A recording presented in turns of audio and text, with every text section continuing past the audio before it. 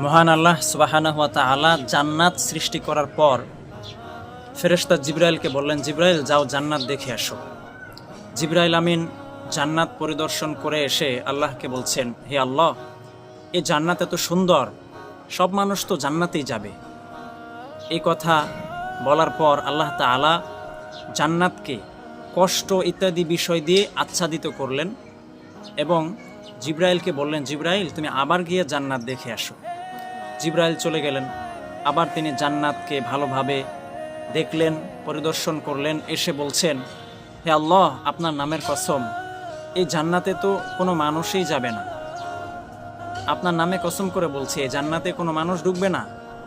আল্লাহ তাআলা জাহান্নাম সৃষ্টি করলেন। ফেরেশতা জিবরাইলকে বললেন, জিবরাইল এবার তুমি গিয়ে জাহান্নাম দেখে আসো। আল্লাহর কথায় জিবরাইল আলাইহিস সালাম জাহান্নামে চলে গেলেন এবং সেখানে সব কিছু তিনি দেখলেন।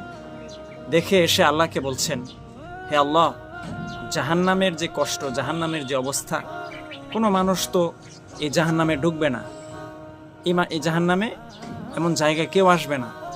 তখন আল্লাহ তাআলা লোভ, লালসা ইত্যাদির মাধ্যমে জাহান্নামকে আচ্ছাদিত করে দিলেন এবং জিবরাইলকে আবার বললেন, যাও তুমি জাহান্নাম দেখে আসো। জিবরাইল আমিন আবার চলে গেলেন জাহান্নাম দেখতে। জাহান্নাম দেখে এসে তিনি আল্লাহকে বলছেন, হে আল্লাহ, আপনার নামের কসম করে বলছি, সব মানুষ তো এই জাহান্নামেই প্রবেশ করবে।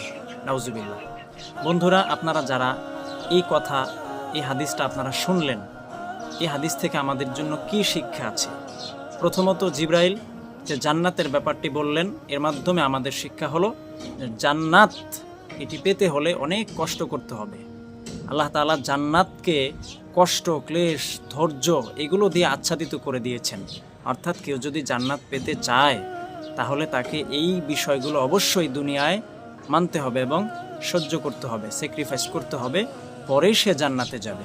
সুতরাং আমরা যদি জান্নাতে যেতে চাই তাহলে এই বিষয়গুলো আমাকে মানতে হবে। আর জাহান্নাম থেকে যদি বাঁচতে চাই তাহলে লোভ, লালসা, হিংসা, বিদ্বেষ এগুলো থেকে বেঁচে থাকতে হবে। জিবরাইল এই কথাটাই বলেছেন যে সব মানুষ তো জাহান্নামে যাবে। তার মানে কি?